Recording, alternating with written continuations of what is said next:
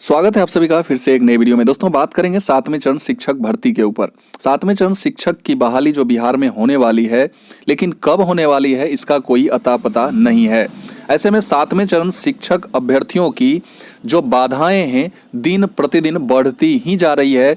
जो पहले से मान लीजिए कि पहले से बीएड डीएलएड करके बैठे हुए हैं, सीटेट या बीटेट वगैरह जो भी है वो पास करके बैठे हुए हैं, और बहाली अगर समय नहीं आती है तो ये जो नए नए प्रशिक्षु हैं उनकी संख्या दिन प्रतिदिन बढ़ते जा रही है। और इसी कड़ी में जो आज एक रिपोर्ट निकल के सामने आया है कि किस जिले से काफ़ी मात्रा में शिक्षक बनने के लिए लोग ट्रेनिंग करते हैं, तो उस कड़ी में इस बार भी कहां से बीएड कोर्स में आवेदन के लिए सबसे ज़्यादा जो आवेदन पड़े हैं उस जिले का नाम आपको मैं 2-4 जिला दिखाने वाला हूं जहां सबसे ज़्यादा बीएड सीईटी 2023 के लिए आवेदन पड़े हैं, और इसमें एडमिशन के लिए सबसे ज़्यादा संख्या में यहां से आवेदन डाला गया है।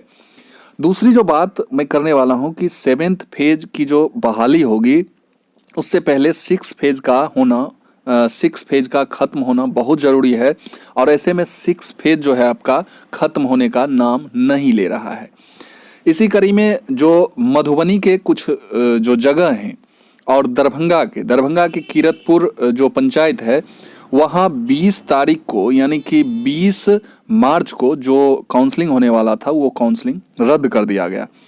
हो सकता है कि वहाँ जो है सो मेधा सूची वगैरह प्रकाशित नहीं की गई, और फिर मधुबनी के 3 पंचायत जहाँ पर इसी तरह से प्रॉब्लम आए, जहाँ पर मेधा सूची नहीं प्रकाशित करने से वहाँ का काउंसलिंग वगैरह जो है सो समाप्त कर दी। अब जो ये काउंसलिंग जो रद्द किया गया है तो फिर कोई ना कोई नया डेट जो है निकाला जाएगा, और ये बहाली निरंतर चलती रहेगी। छठे चरण की जो बहाली है ये निरंतर कब तक चलेगी, क्योंकि लगता है जब भी नोटिफिकेशन आता है कि छठे चरण का जो है नियोजन प्रक्रिया वगैरह स्टार्ट होने वाला है फिर से, तो लगता है कि चलिए इस बार जो है सो ये बाधा दूर हो जाएगी। लेकिन फिर जो है नियोजन इकाई की गड़बड़ी के कारण वहाँ से कुछ ना कुछ ढिलाई किया जाता है, और उसके कारण जो है सो आपकी वहाँ की नियोजन जो व्यवस्थाएँ हैं उसकी कमी के कारण वहाँ जो है सो काउंसलिंग नहीं हो पाता है, और फिर से एक नई डेट का इंतजार रहता है वहाँ के अभ्यर्थियों को, और 7वें चरण जो है सो बीच मझधार में ऐसे ही अटका रहता है। आइए हम बात करते हैं कि बिहार बीएड सीईटी 2023 के लिए सबसे ज़्यादा जो आवेदन हुआ है, क्योंकि ये 7वें चरण शिक्षक अभ्यर्थियों को ये इसलिए भी जानना चाहिए क्योंकि उनकी जो संख्या है 7वें चरण शिक्षक अभ्यर्थियों की जो संख्या है उसमें ये नए नए अभ्यर्थी भी जुटेंगे जब तक इनका नोटिफिकेशन 7वें चरण का नहीं आता है। जैसा कि आप अगर 19 से ही पास हैं तो अगर 19 में ही बहाली आ जाती, 19 में तो खैर नहीं ही आती क्योंकि उस समय छठे चरण की प्रक्रिया शुरू हुई थी, लेकिन जितनी जल्दी बहाली आ जाती उतने नए नए सीटेट या नए नए जो सत्र वाले हैं वो आप में नहीं जुड़ते। लेकिन हुआ क्या, 19 से लेकर आज 4 साल आपके समाप्त हो गए हैं, और इस 4 साल के दरमियान में जो भी बीएड या डीएलएड किए या नए नए सीटेट पास किए वे आपके साथ होते गए। और ऐसे में अभी जो ये सत्र अगर 2 साल और बहाली नहीं आती है तो ये 23-25 वाले भी आपके साथ हो जाएंगे। ऐसे में आपको जानना चाहिए कि पटना से सबसे अधिक बिहार में बीएड करने वालों छात्रों का आवेदन पड़ा है। बीएड प्रवेश परीक्षा 8 अप्रैल को होगी और आवेदन की तिथि अब समाप्त हो चुकी है। ऐसे में आप देखिएगा कि राज्य के सरकारी और निजी बीएड कॉलेज में नामांकन के लिए जो प्रवेश परीक्षा 8 अप्रैल से ली जाएगी, तो इस बार आवेदन करने वालों की संख्या जो है 1,90,000 क्रॉस कर चुकी है। अब आप सोच सकते हैं कि इतने लोग इच्छुक हो चुके हैं बीएड करने के लिए, यानी कि यहाँ होड़ सी मची हुई है बीएड करने वालों की, और सरकार बहाली देने का तो नाम ही नहीं ले रही है। यहाँ पर आप देखिएगा तो पटना से ही, यानी कि ये जो आप 2 लाख की संख्या जो देख रहे हैं आवेदन करने वालों की, उसमें सिर्फ और सिर्फ पटना से ही 50,000 आवेदन डाले गए हैं, और सेकेंड पोजीशन पे आपका दरभंगा आता है जहां से आपके 26,000 आवेदन पड़े हैं।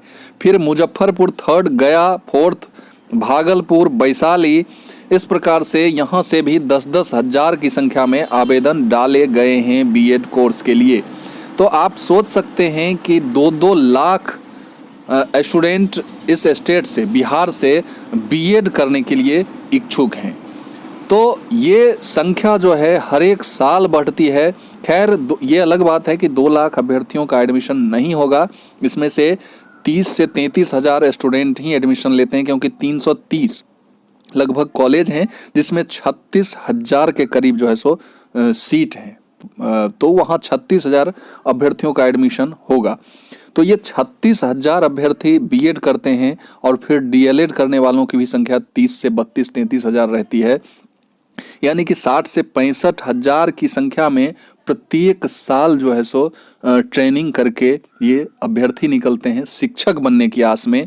और फिर उसमें से मान लीजिए कि 10% ही 5,000 से 10,000 भी अगर सीटेट प्रत्येक साल पास कर जाते हैं 10,000 की संख्या में, तो ये प्रत्येक साल वो 10-10 हज़ार जो है सो पुराने स्टूडेंट में शिक्षक बनने के लिए जो योग्य हैं उनकी संख्या जुड़ती जाती है।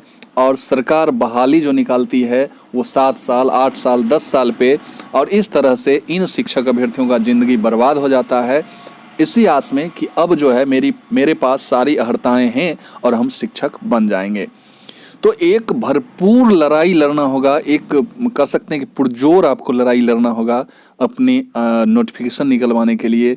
अदरवाइज क्या कुछ होगा ये आप भी देख रहे हैं और हम भी देख रहे हैं। तो तमाम शिक्षक अभ्यर्थियों से अनुरोध है कि अपनी लड़ाई लड़ने के लिए, जैसे कि अब मान लीजिए कि आंदोलन वगैरह होता है तो वहाँ अभ्यर्थी नहीं पहुँचते हैं, ऐसे में जो शीर्ष नेतृत्व करता है उनका भी हिम्मत टूटता है और वो आपके लिए लड़ाई लड़ना छोड़ देते हैं, और फिर आप घर बैठ जाइएगा और उसके बाद सरकार जब चाहेगी आपकी बहाली देगी या नहीं भी देगी। तो इसलिए आगे बढ़िए और जागरूक होइए और अपनी लड़ाई लड़िए और अपना जो है सो शिक्षक बनना कन्फर्म करिए। इस वीडियो को हम यहीं समाप्त करते हैं और फिर इसी तरह का वीडियो लेके आपके सामने प्रस्तुत होंगे। तो फिर मिलते हैं किसी नए वीडियो में नई एनर्जी के साथ। तब तक के लिए जय हिंद, वंदे मातरम।